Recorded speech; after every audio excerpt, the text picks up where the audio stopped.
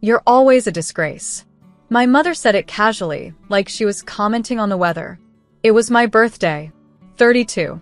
Everyone else at the table laughed awkwardly, pretending it was a joke. My dad raised his glass like nothing unusual had happened. "Hi everyone, my name is Lillian." I remember staring at the candle on my cake, watching the wax bend under the heat, thinking about how strange it was that humiliation had become a normal part of family gatherings. "She can't keep a relationship," my dad added with a chuckle. "Can't hold a proper job either." More laughter. I didn't defend myself. I didn't argue. I just blew out the candles. A week later, I moved into a small apartment without telling them. A year after that, I launched my design firm. 2 years later, the company expanded faster than I expected. And 3 years after that birthday dinner, I signed the closing papers on a condo overlooking the city. My dream place. Floor-to-ceiling windows. White oak floors. Quiet mornings filled with sunlight. When I decided to celebrate, I sent invitations to everyone. Friends, colleagues, even distant relatives. Everyone except 2 people. My parents. They didn't know about the party until someone posted photos on Facebook and tagged me. The party was louder than I expected. Music drifting through the open balcony doors. Laughter echoing against glass walls. My coworkers crowded around the kitchen island debating whether the skyline looked better at sunset or midnight. I kept noticing small things. How relaxed my shoulders felt. How no one was waiting for me to fail. Around 9:15 p.m., my friend Maya posted the first photos. "Lillian's new place is insane," she captioned. "Proud of you." She tagged me. Within minutes, the notifications began stacking. Old classmates, former clients, distant cousins. Congratulations poured in. Then came the comment I had expected. "My aunt." "Wait, when did this happen? Your parents didn't mention anything." Replies started underneath. "They're not here? Why wouldn't her parents come?" Someone posted another angle of the party, my coworkers laughing beside the skyline, glasses raised. More comments appeared. "This is incredible.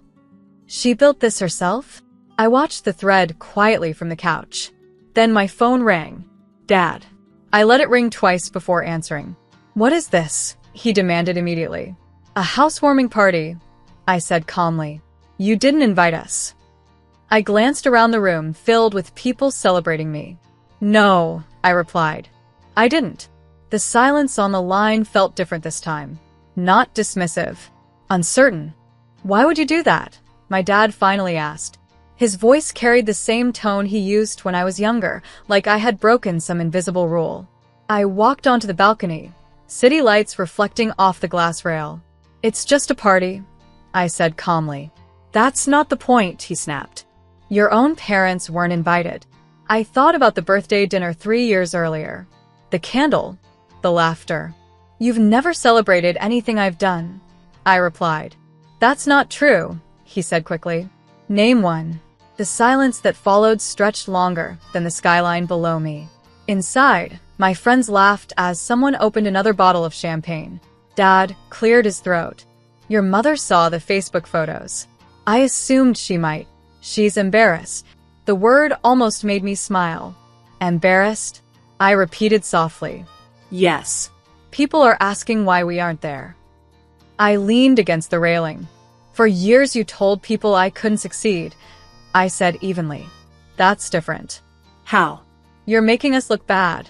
That was the moment everything became perfectly clear. They didn't care about the party. They cared about the audience. I looked back through the glass at my friends, then returned to the phone. "You did that yourselves," I said quietly. "You're being dramatic," my dad said sharply. The same sentence he'd used my entire life whenever I refused to accept something quietly. Inside the condo, Maya waved from the kitchen island. Someone had started playing music louder. The room felt alive in a way family gatherings never had. "This isn't drama," I replied calmly. "It's a boundary." Dad scoffed. "You're punishing us." I looked out over the city again. "No," I said. "I'm celebrating without you." That seemed to confuse him more than anger would have. "You're still our daughter," he insisted. "You don't exclude family." I thought about every holiday where my accomplishments were ignored, every dinner where my choices were mocked. You excluded me first, I replied. That's not what happened. It is. He exhaled sharply. Your mother is very upset. About what? That people online are asking questions. Of course they were. The Facebook thread had grown into hundreds of comments by then. Friends praising the condo. Clients congratulating me. Old classmates writing things like, she worked so hard for this. I hadn't replied to any of them. I didn't need to, because for the first time, people were telling the truth publicly. And my parents were reading every word. The comments kept multiplying. By midnight, the Facebook post had turned into a full conversation thread.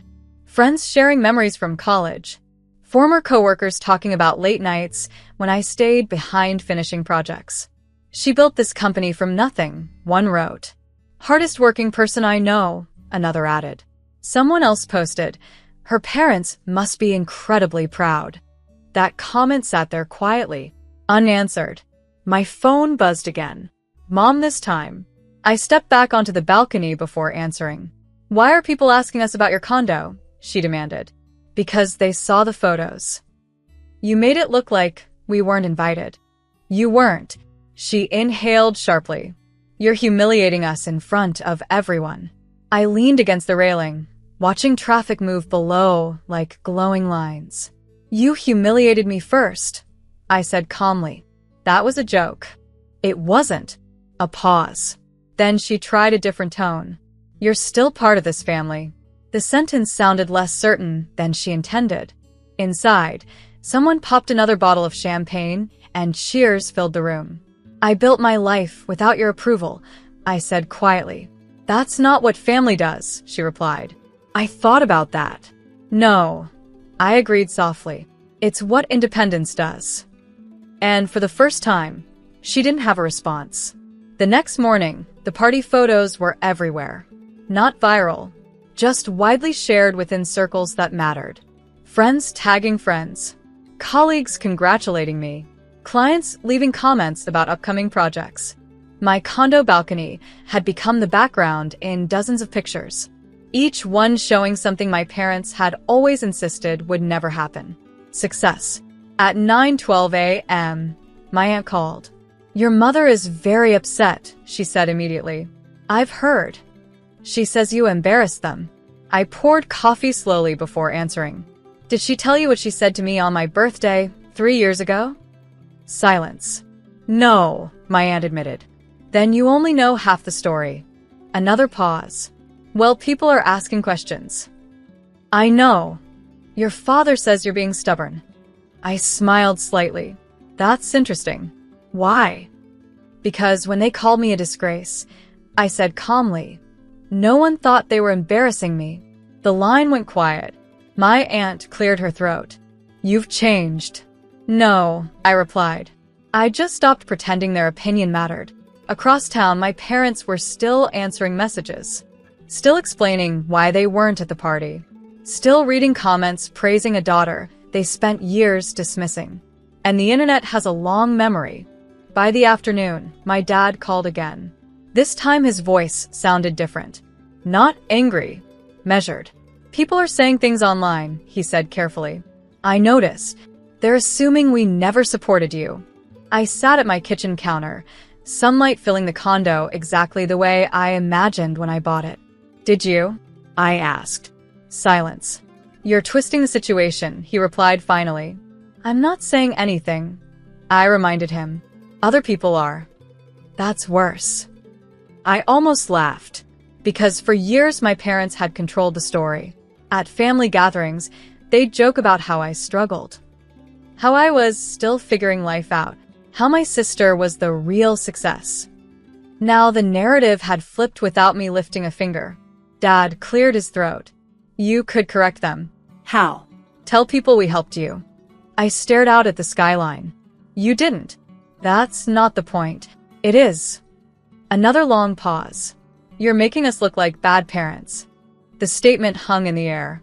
For once, I didn't soften it. I'm not making you look like anything, I said quietly. I'm just letting people see. 2 days later, The Facebook thread finally slowed down. The photos were still there.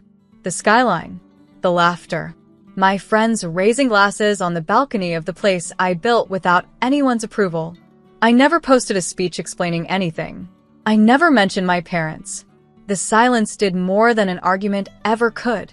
My mom called once more that evening. Her voice sounded tired now. "You could have handled this privately," she said. "I did," I replied. "What do you mean?" "I left quietly," I said. 3 years ago." She didn't answer. "You called me a disgrace," I continued softly. "At my birthday. In front of everyone." A long pause. "I didn't think you'd take it so seriously." That sentence told me everything. "I took it exactly as seriously as it was meant," I said. More silence followed. "I hope you're happy," she added finally. I looked around my condo. The sunlight. The quiet. The life I built without their permission. "I am," I replied. After we hung up, I opened the original Facebook post one last time. The top comment read, "She proved everyone wrong." I didn't correct that either, because I hadn't tried to prove anything. I simply succeeded.